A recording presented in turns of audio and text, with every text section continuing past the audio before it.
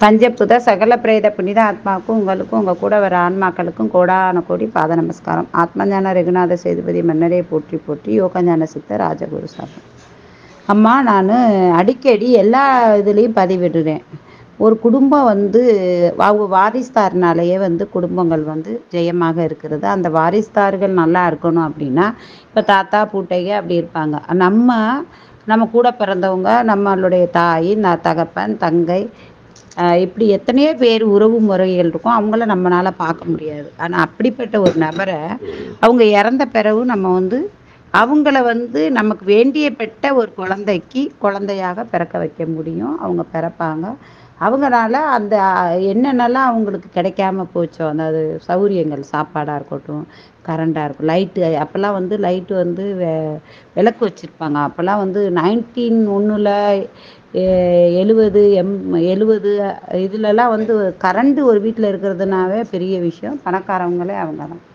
அப்படிப்பட்ட காலகட்டத்தில் அவ்வளவு துன்பத்திலையும் அவங்க எந்த ஒரு சந்தோஷத்தையும் அனுபவிக்காமையே வாழ்க்கையை வாழ்ந்துட்டுருப்பாங்க. அவங்கெல்லாம் ஒவ்வொரு குடும்பத்துலேயும் ஒவ்வொருத்தவங்க துன்ப நெறி மார்க்கத்தில் இருந்து தான் வந்திருப்பாங்க. பெரிய பெரிய பண்ணையார் வீட்டில் கூட கரண்ட் இல்லாமல், அந்த காலத்து ராஜா அரண்மனைகளில் கூட கரண்ட் இல்லாமல் தீப்பந்தங்கள் தான் வச்சுருப்பாங்க. அந்த கரண்டு அப்படிங்கிறதே வீட்டுக்கு மகாலட்சுமி தன்மையை தந்துச்சு. இப்போ தான் சமீபத்தில் எல்லாருமே ஒரு சந்தோஷமான வாழ்க்கையை வாழ்ந்துட்டு வராங்க. இந்த 50 வருடங்களுக்கு முன்னில். அதுக்கு முன்னாடிலாம் ரொம்ப ரொம்ப துன்பப்பட்டாங்க. அப்போ அவங்க இறந்து போய் அவங்க ஆன்மா மறுபடியும் நம்ம சங்கதியிலேயே பிறந்து எல்லா சௌகரியங்களும், சாப்பாடாக இருக்கட்டும், உறவு முறையாக இருக்கட்டும், எல்லாமே அவங்களுக்கு கிடைக்கணும் அப்படின்பாங்க. அப்படி இருக்கும் பட்சத்தில் சங்கதிகள் பிறந்து வந்தால்தான் அவங்களுடைய சங்கதிகள் நிலைத்து நிற்கும். இல்லைன்னா அழிந்து போகும். எத்தனையோ மகாராஜா குடும்பங்கள்லாம் அழிந்து போனதுக்கு இது.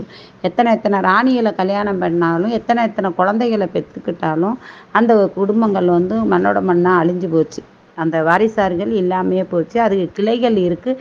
அதுகளும் இப்போ ரொம்ப ரொம்ப கஷ்டத்தில் இருக்குது. ராஜ பரம்பரைன்னு எடுத்துக்கிட்டாலே இப்போல்லாம் ராஜ பரம்பரையில் நிறைய நோய்வாய்ப்பட்டு, மூளை வளர்ச்சி இல்லாமல், கைகால் இல்லாமல், மனைவி இல்லாமல், கணவர் இல்லாமல், இப்படி பல துன்பத்துக்கு ஆளாகப்படுறவங்க முக்கால்வாசி ராஜ பந்தத்தில் இருக்காங்க இப்போ சமீபத்தில். ஏன்னா தாய்மானவர் சாமி சாபம் விட்ட குடும்பம் அப்படின்னா அது ராஜவம்சமாக தான் ஒன்று இருக்கும். அதோடைய வரலாறும் ஒரு விதம் இருக்குது. ராமநாதபுரத்து இல்லை தாய்மான சாமியோடைய வரலாறும் இருக்குது. அது அப்புறம் பார்ப்போம். ஏன் இந்த பதிவிடுறேன்னா, ஒவ்வொரு வீட்டுகள்லையும் ஒவ்வொருத்தவங்களுக்கு வாரிசார் குழந்தை இல்லாமல் இருக்காங்க. அப்படி வாரிசார்களுக்கு எல்லாருக்கும் குழந்தை இருக்கும்.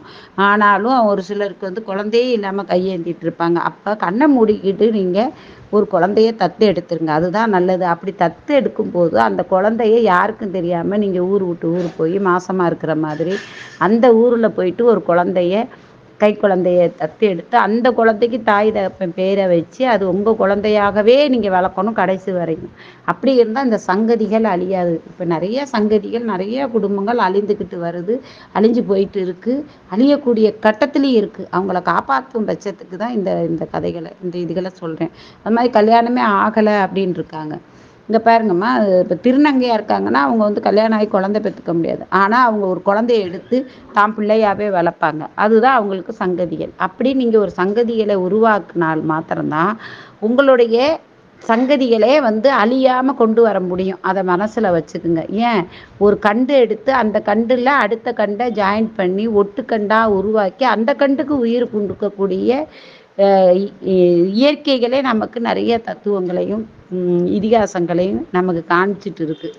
அப்படி இருக்கும் பட்சத்தில் நீங்கள் ஒருபோதும் கலங்காமல் தைரியமாக, இது எப்படி நமக்கு சாத்தியமாகனா, இப்போ ஒரு விஷயத்த நல்லா சொல்கிறத நல்லா தெளிவாக கேளுங்க. யாரோ ஒருத்தவங்களை கொண்டு போய் கல்யாணம் பண்ணிவிட்டு மனைவியாக வீட்டுக்கு கூப்பிட்டு வரீங்க. யாரோ ஒரு கணவரை வீட்டுக்கு கொண்டு வரீங்க. கூடவே இருப்பாங்க அத்தை பிள்ளைய, மாமா பிள்ளைய. இப்போ அதிகமாக இதான் இன்னாருக்குன்னு சொல்கிறவங்க முடிவது இல்லை. 100ல் 1 தான், 1000ல் 1, கோடியில் 1 தான் முடியும். மற்றதெல்லாம் பிரிஞ்சு தான் வருது. அப்படி இருக்கும்போது தயவு செய்து அவங்க ஒரு குழந்தை எப்படி மனைவியை எடுக்கிறீங்களோ, கணவரை எடுக்கிறீங்களோ பிரத்தியாரில், அது மாதிரி குழந்தையே தான் குழந்தையா ஒன்று எடுத்துகிட்டு வாங்க. அதுதான் சாத்தியமானது. அதுதான் சங்கதிகளை இது பண்ணும். இல்லைன்னா சங்கதிகள் அழிந்துருங்கிறது உறுதி. அப்படிங்கிறதுக்கு தான் இந்த பதிவை நான் உங்களுக்கு விளக்க விரும்புகிறேன். ஹரஹர மகாதேவ். வாழ்க வளமுடன். நான் கொடுக்குற அத்தனையுமே மக்களுக்காக தான், பயனுள்ளது தான். பயன் பெறணும், அது என் பிள்ளைங்கிறதுக்கு தான் இந்த பதிவு. வாழ்க வளமுடன்.